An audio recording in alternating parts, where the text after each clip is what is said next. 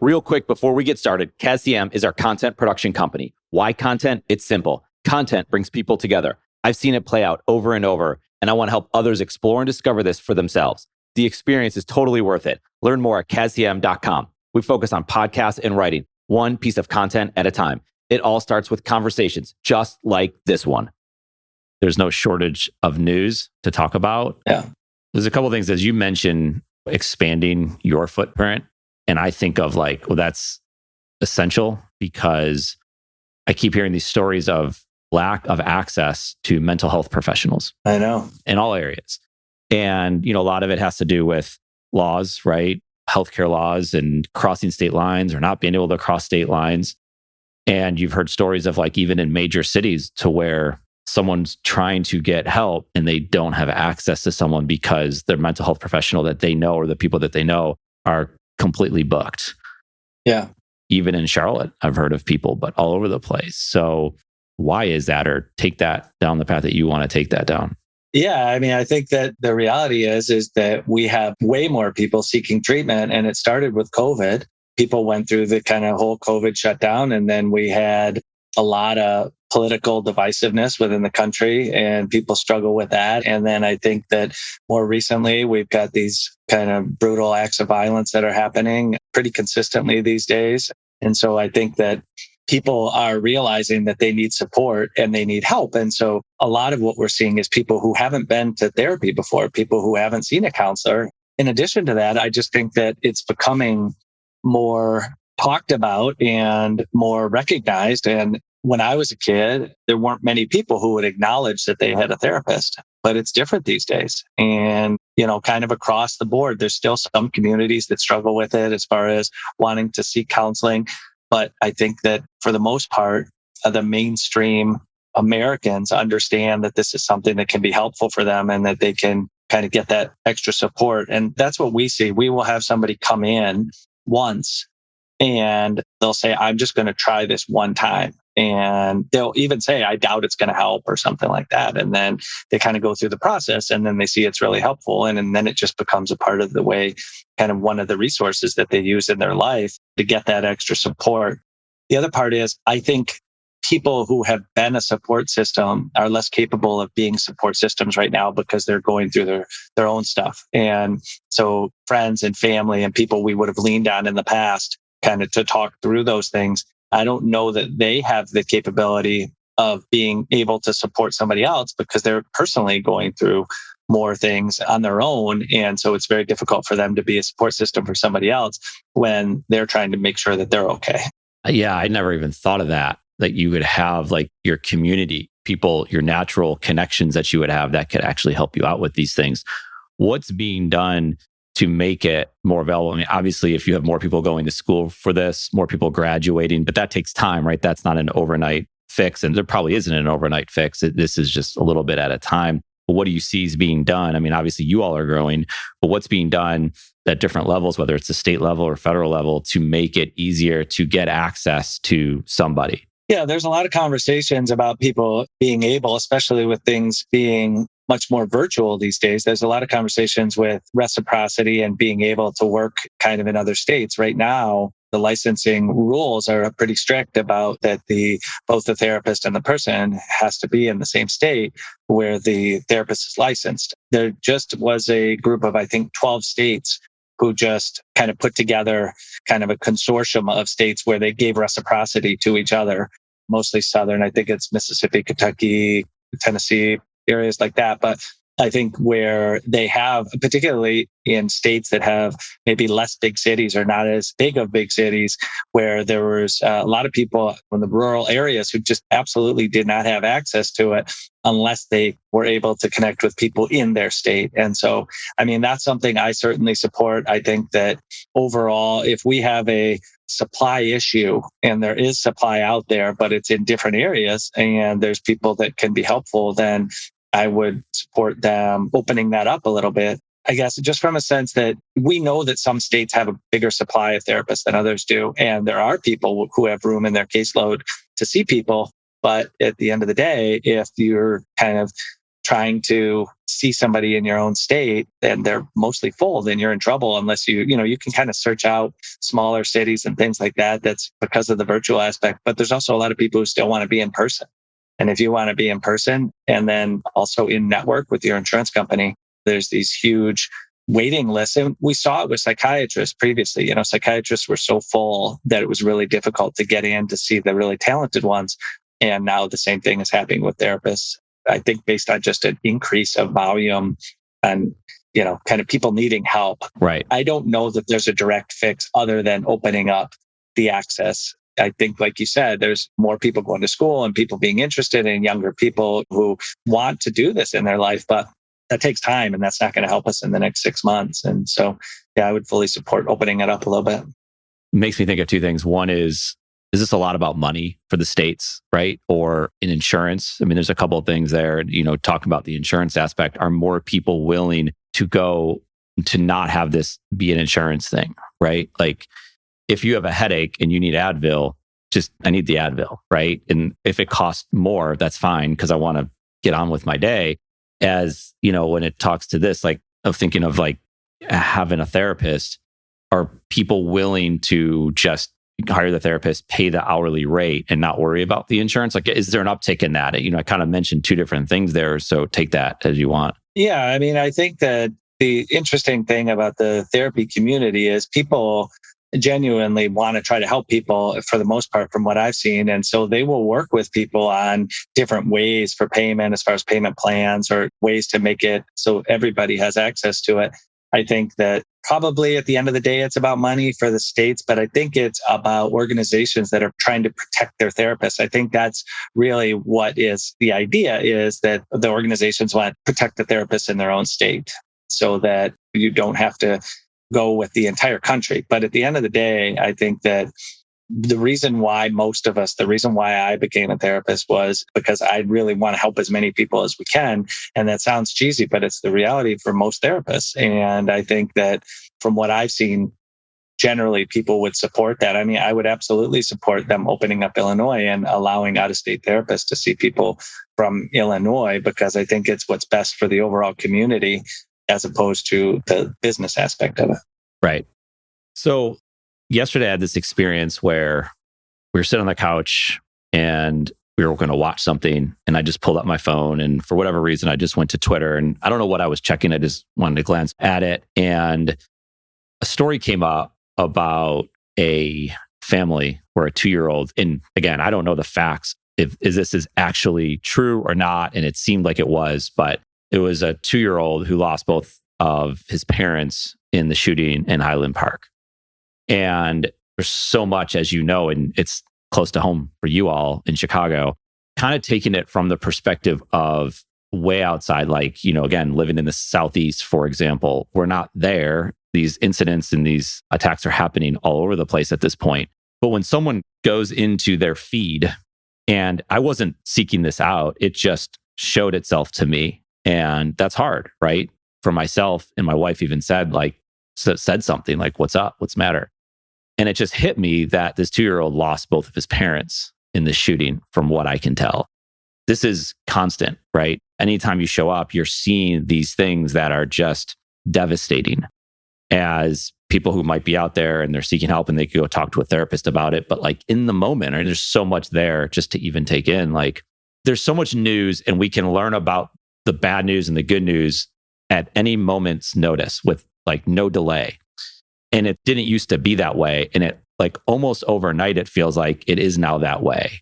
How can people cope with that? And maybe that's the word. Like, how do we cope with all of this news and all of this information that's out there now and just ready for you, even when you're not seeking it out? And oftentimes people are seeking it out. So it goes both ways.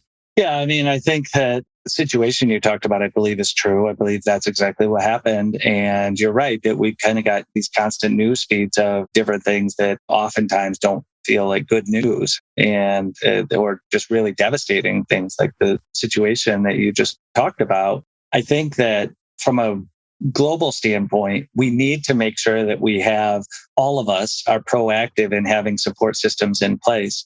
And that goes a long way because you don't ever know when something's going to happen. You don't ever know when something that's going to be really upsetting. And there's a lot of ways to do that. But I think making sure you have open lines of communication with your family and friends and people that feel, you feel like are supportive of you. Another thing you can do is establish a relationship with a therapist or a counselor. And not even if you see them all the time, you may not need to see them very often, or you may not want to see them very often. But if you have already that existing relationship, it makes it much easier to reach out to those people. And we've had a lot of that over the last several days, people that we, worked with in the past that have reached back out to us and just may want a couple sessions. But I think it's beyond just the therapy community. I think that for all of us, we need to make sure that we understand what we're going to do. It's kind of like if you have a dental emergency. Most people have a dentist that they could reach out to and know what would happen is if they had some big emergency, they know what they would do. And in addition to that, there's hotlines and there are some systems set up in place for kind of immediate help for people.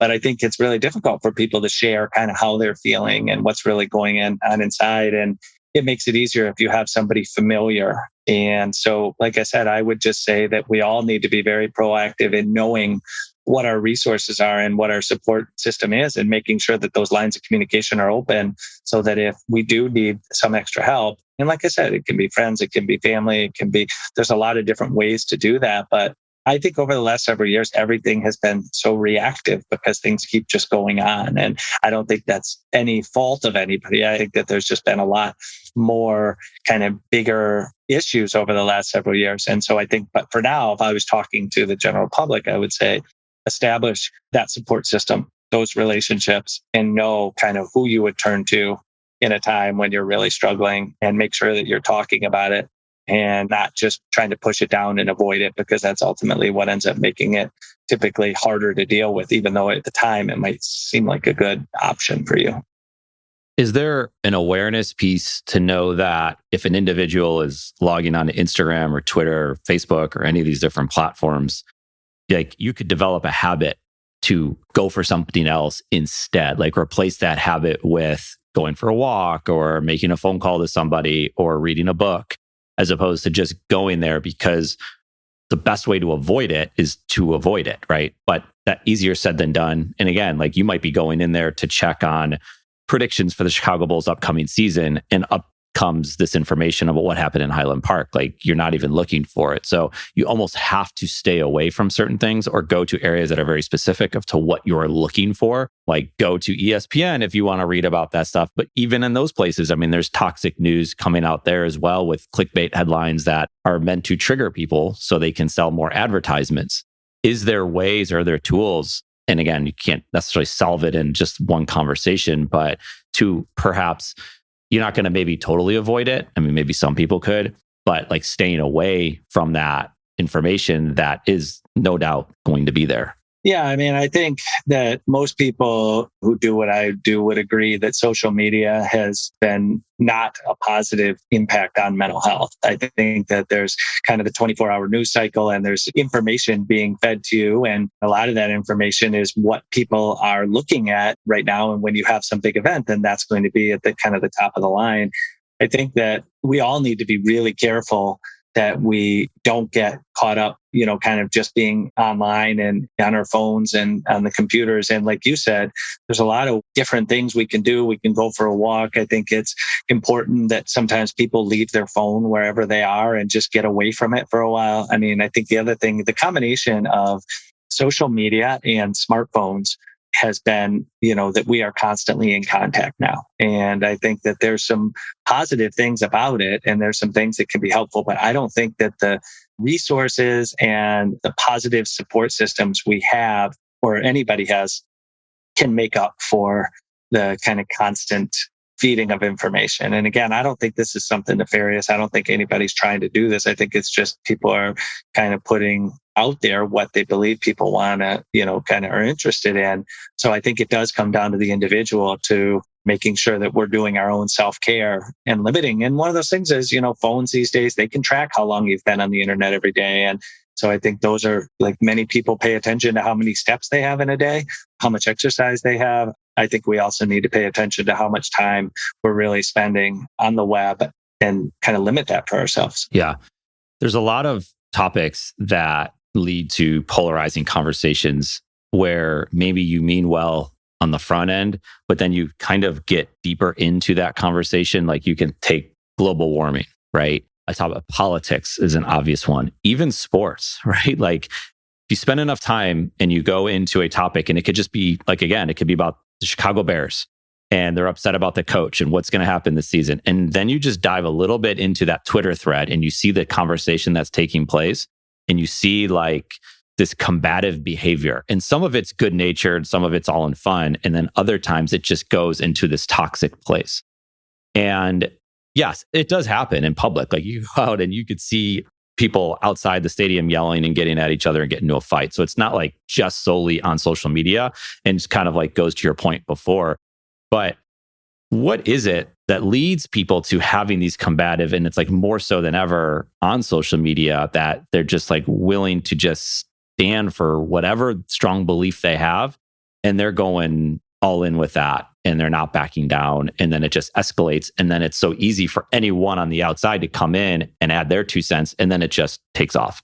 Yeah, I mean, I think in general, human beings aren't comfortable with conflict. And so if you're face to face, it's much more difficult to say something that you know might make somebody else upset.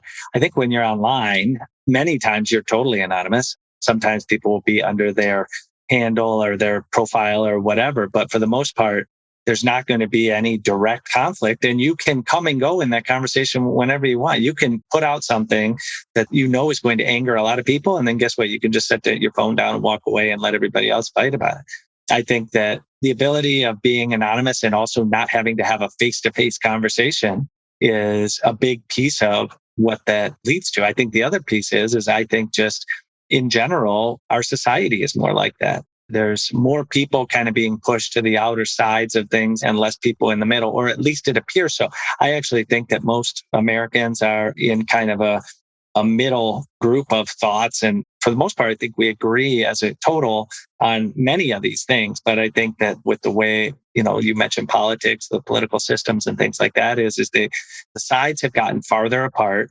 People have been encouraged to grow that divisiveness. So I think that people are willing to kind of go down that path because I think they believe they're fighting for what they think is right. And a lot of times people are fighting for what is right, but I'm not sure that social media is the most effective way to do it, because I'm not sure many people's opinions are being changed, or that they're learning a whole lot from a thread that's where 2 people are arguing or 5 people are arguing about something. I just don't know that we learn a lot from that and we grow much from that. When people don't change their mind, it's not when, why. I'll make it very simple. Like, why mentally are people not willing to change their minds about topics, like from what you understand and know? I mean, I think there's several factors that go into that. If you look at statistically people's political beliefs, it's been a while since I looked at this, but the last I saw is 85% have the same kind of political leanings as their parents. And so I think we're all brought up in these different environments where we're taught these different things about what's right and what's wrong and what's good and what's bad. And I think that we're kind of stuck to a belief system that we believe to be true and, at times are true. And so we feel like we're fighting for who we are and what we know, and more so than the bigger situation of it all and kind of what can we learn from that. I think the other thing is I think that a lot of sources over the past several years, they have been discredited. I think people don't necessarily, I think you used to be able to present a fact to somebody and it would make them think. It might actually help them kind of change a little bit of the way we're thinking. I think that now what happens is that you will present a fact and people will just say, well, that's not true. Even with kind of things that seems like they should be facts, the argument is, well, that's fake. That's not true. And part of the problem is that there is a lot of fake stuff out there. There is a lot of bad information. And so I think that it's just kind of a snowball that keeps building and building. And people want to stick up for what they believe is right. But it is harder these days to kind of influence other people to move in the direction that they're uncomfortable with, which is realistically what would probably be best for most of us, is if we could open our ears up a little bit and talk less and listen more. Yeah. Another main topic that's obviously been in the news and will remain in the news is the Roe v. Wade decision. And that one, again, all of these things take place, whether the conversations are taking place on social media, but also in the home, in the workplace, and wherever you may gather. As people continue now, things have changed with COVID and people are gathering more. So these conversations are being brought. And this is a major decision. And regardless of what side someone stands on, they're being impacted in some way, even if they're just bystanders and they're listening to the conversation that perhaps is happening in their workplace. This is very complex, right? And it gets into political things, but it gets into women's rights. It gets into what a lot of people fought for. And you're seeing people very upset, again, on both sides of this equation. But in all these topics, it's talked about not just on social media, but it is a lot of face-to-face as well. Maybe it's like, okay, let's talk about the workplace because this is a topic that's going to come up. And whether it's Roe v. Wade or another type of topic in that area, how do people, like, is it, again, community? Like, because you can't just avoid it, right? It's right in front of you.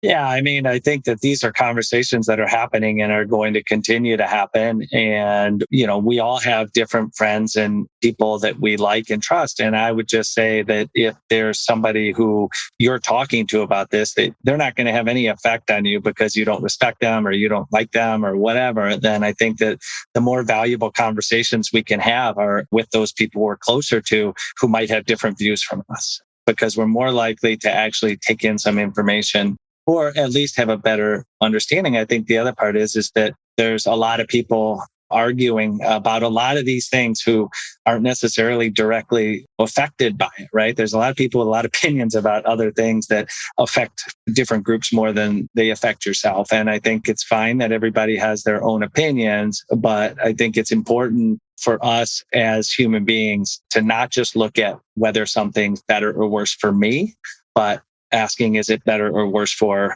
the overall community? Is it better overall society? Like, what's really going to be the most helpful? Because at the end of the day, our community, that affects us. And so if we're not all looking out for what's best for the overall community and understanding that different decisions, they affect different people different ways. And for some people, they're going to have a huge impact. And for other people, they're going to have less of an impact. But I think we need to be able to hear those who are impacted and ultimately really pay attention to what they're saying.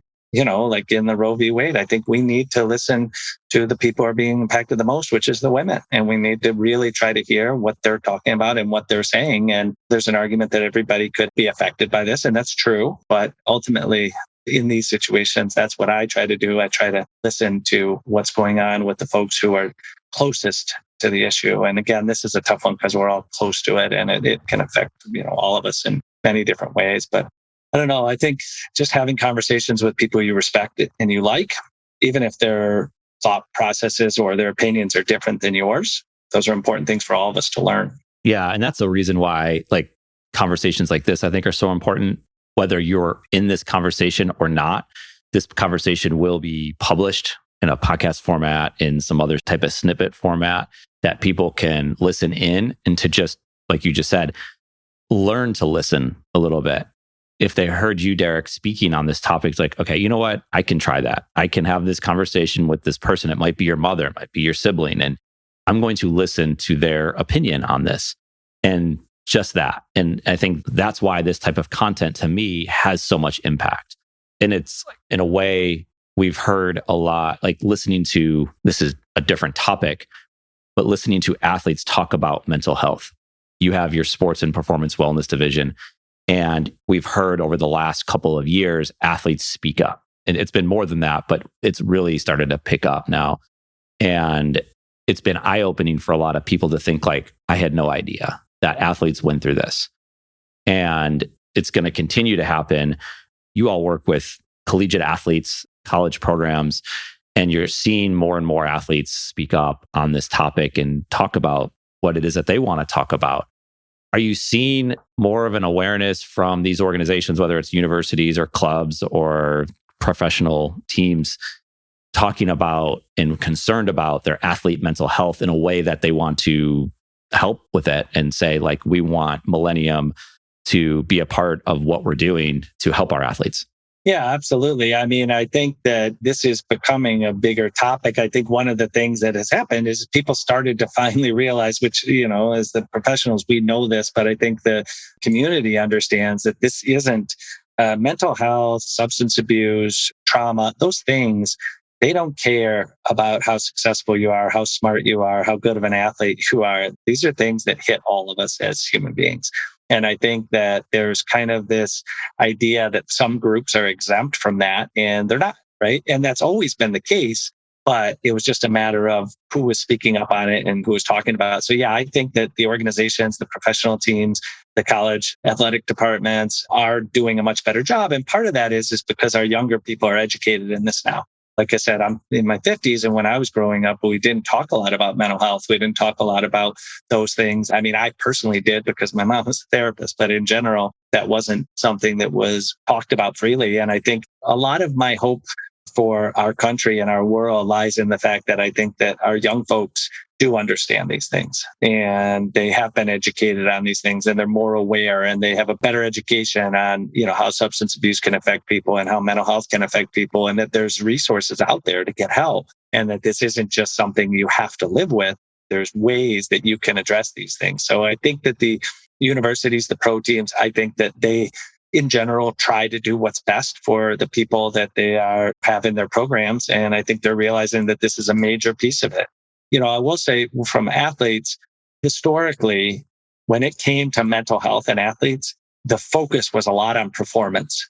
It was like, okay, so your mental health is affecting your performance. And I think that that's kind of something that we look at it a little bit differently is the reason why we work with athletes isn't so much to make their performance better. It's to make sure they're okay and make sure that as human beings, they're doing all right. Now, does that affect their performance? Absolutely. If they're doing better in life, they're going to perform better. But the focus has always been on their performance for most of their lives. And, as a former athlete for most of my life, it was on performance. So I think just the ability to kind of look beyond that and treat people as human beings, as opposed to whatever category they fit into, whether they're an athlete or whatever, that's going to give us a better opportunity to effectively treat people. And we just need to see that none of us are exempt from this. One of my favorite things about CADSource is the opportunity to chat with amazing business leaders and entrepreneurs. We hope you enjoyed the conversation. If you want to connect, you can find me on LinkedIn or visit us at cadsource.com. Thank you for listening to this CADSource production, Entrepreneur Perspectives, building and protecting your business one podcast at a time.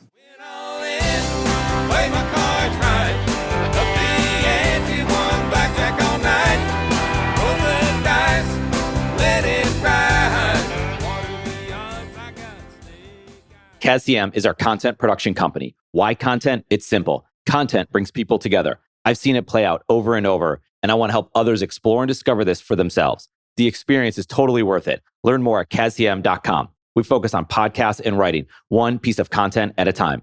It all starts with conversations just like this one.